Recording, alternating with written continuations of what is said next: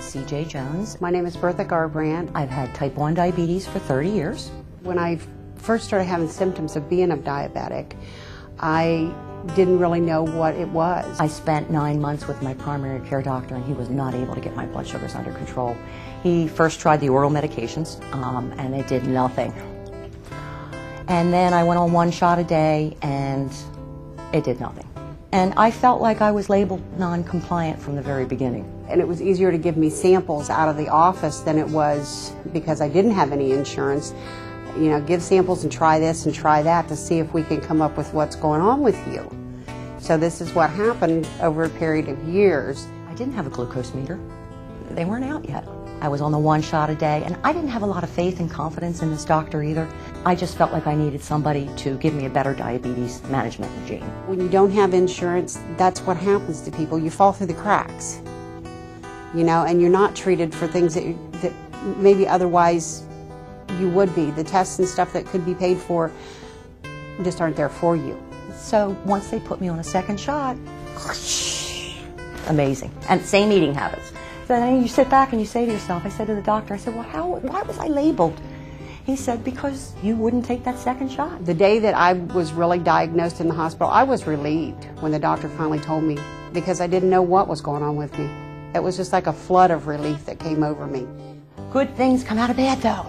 They really do. I ended up going to see a diabetic specialist because my primary care doctor had retired. So an insulin pump turned out to be the best thing I ever did for myself. But if I hadn't had insurance, you know, I've been very fortunate that I've always worked and I've always had health care. I can't imagine what people do that don't have health care. I can't.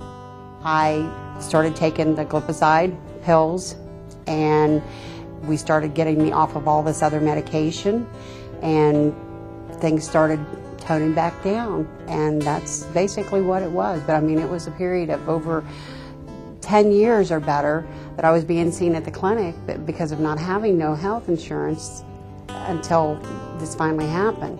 Now I'm with a company through where I work at in the state of Ohio, and they have a diabetes advantage program and everything, which helps me get all my meds, and so I consider myself very, very lucky.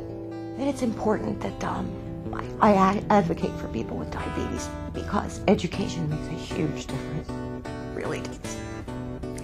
And I think that's what drove me after my father passed away from complications. I sat back and I said, wow, we raise all this money to find a cure, but nobody really teaches you how to live with diabetes. And that was when I turned to the American Diabetes Association.